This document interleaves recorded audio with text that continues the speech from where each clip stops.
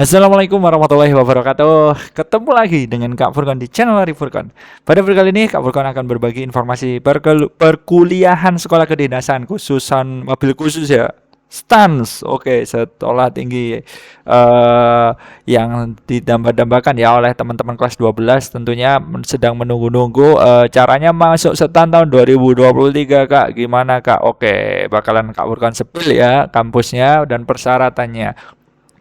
Oke, tapi sebelum Kak Furkan ke informasinya, bagi teman-teman kelas 12 ini yang berjuang menuju jalur kedinasan, ya silakan ditekan tombol subscribe-nya dulu dan nyalakan lonceng notifikasi supaya teman-teman tidak ketinggalan pada saat Kak Furkan mengupload video yang paling baru tentunya.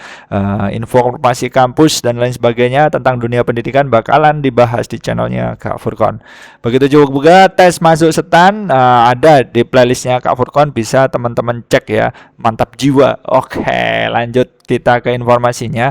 Lah, teman-teman perlu tahu nanti caranya masuk STAN dari tahun kemarin ya kan. Kalau dibandingkan dengan tahun ini itu agak sedikit perbedaan ya. Kalau tahun kemarin itu menggunakan nilai UTBK, kalau tahun ini tidak menggunakan nilai UTBK ya teman-teman ya. Ada sedikit perubahan yang terjadi.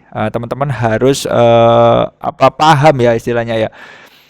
Di sini teman-teman perhatikan syarat pendaftaran SBMB PKN STAN. Yang pertama syaratnya itu adalah peserta merupakan lulusan tahun 2021 bisa, 2022 juga bisa, atau calon lulusan tahun 2023. Jadi ada 3 angkatan yang harus teman-teman pahami ya. Kalau angkatan 2020 gimana Kak? Nggak bisa ya kan, minimal maksimal itu 2021 dan sampai angkatan 2023. Kemudian nilai peserta, jalur reguler dan afirmasi kewilayahan. Peserta memiliki rata-rata nilai ujian pada ijazah tidak kurang dari 70 dengan skala 100 khusus untuk calon lulusan tahun 2023. Memiliki nilai rata rapor minimal 5 semester untuk komponen pengetahuan pada 5 semester tidak kurang dari 70 dengan skala 100.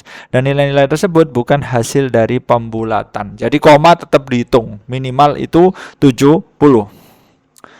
Kemudian jalur pembibitan. Peserta memiliki rata-rata nilai ujian pada ijazah tidak kurang dari 75 dengan skala 100. Khusus untuk calon lulusan tahun 2023 memiliki nilai rata-rata rapor selama 5 semester untuk komponen pengetahuan pada 5 semester tidak kurang dari 75 dengan skala 100. Dan nilai-nilai tersebut bukan hasil dari pembulatan juga. Jadi kalau pembibitan itu 75, kalau reguler itu 70. Bisa dipahami ya teman-teman ya? Mantap jiwa. Oke. Kemudian teman-teman bisa saksikan ini untuk usia per 1 September itu maksimalnya 21 tahun. Oke. Kemudian yang keempat itu memiliki nilai UTBK SNBT tahun 2023. Jadi kalau tahun kemarin kan UTBK. Lah sekarang yang digunakan itu bukan UTBK. Ya sebenarnya sama aja. Cuma di sini ganti istilah jadi UTBK SNBT yang gelombang pertamanya itu kira-kira tanggal 8 Mei kalau nggak salah ya. Muridnya Kak Furkan kemarin tak tanya, gelombang 1 awalnya 8 Mei kemudian dilanjut gelombang 2. Jadi nilai itu merupakan syarat ya kan, merupakan syarat baru untuk tahun ini UTBK SNBT. Kalau tahun kemarin UTBK seperti itu. Peserta jalur reguler di sini tes potensi skolastik atau TPS minimal 600 rata-rata seluruh subtes. Wah ini agak berat teman-teman ya, 600 itu luar biasa tinggi ya kan. Kita belajar dari sekarang mantap. Tes literasi dalam bahasa Indonesia minimal 550, tes literasi dalam bahasa Inggris minimal 450, tes penalaran matematika 500. Berat sekali ini teman-teman ya. Tapi latihan tetap semangat inilah. Jadi tidak ada kemampuan IPA kan, yang diambil cuma TPA atau TPS doang. Oke. Kemudian kalau jalur afirmasi gimana Kak? Peserta jalur afirmasi kewilayahan memiliki nilai oke. Yang pertama tes potensi skolastik sama ya, 400 lebih rendah ya kan. Kalau ini kan reguler ya kan. Ini kewilayahan itu 400. Tes literasi bahasa Indonesia 375. Mantap, ini normal ya. Tes literasi dalam bahasa Inggris itu 325, tes penalaran matematika 325. Oke, aman. Kalau yang reguler ini wow, 500. Keren sekali ini. 600 itu berat banget ya. Oke, mantap jiwa. Tapi tidak ada hal yang tidak mungkin ya. Teman-teman harus belajar persiapan dari sekarang. Mantap jiwa.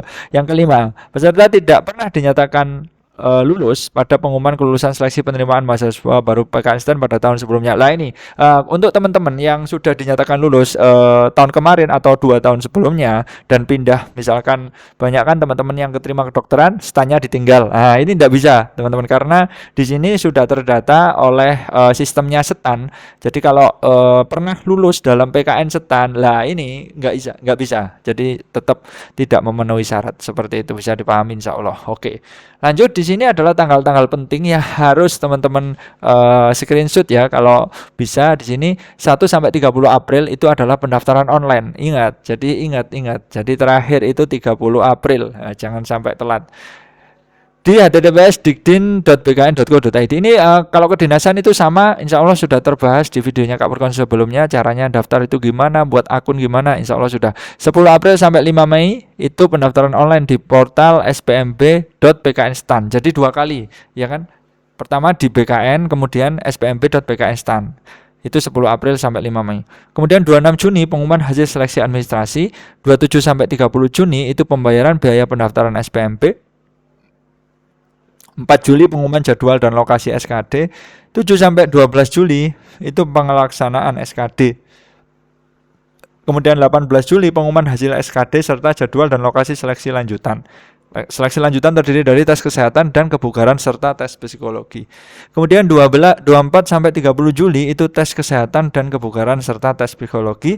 22 Agustus sampai 22 Agustus 2023 itu pengumuman hasil seleksi lanjutan seperti itu. Jadi ini sudah resmi, sudah tes kesehatan, kebugaran, ini sudah hampir dinyatakan resmi menjadi mahasiswa PKN STAN ya. 24 sampai 30 itu tes wawancara ya, Agustus. 4 September pengumuman kelulusan. Nah, ini benar-benar pengumuman ya, pengumuman di atas pengumuman ini.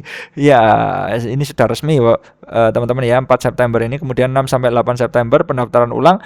18 September mulai pendidikan. Oke, mantap. Ini terjamin ya teman-teman. STAN itu masa depannya cerah. Jadi teman-teman bisa berjuang dari sekarang, latihan soal yang banyak supaya teman-teman nanti dimudahkan karena tidak mudah, saingannya itu banyak banget dan kuotanya cuma sedikit. Oke, seperti itu dulu ya informasi dari Kak Furkon tentang bagaimana caranya kita daftar di PKN STAN. Tanggal-tanggalnya juga teman-teman wajib pahami ya tentunya.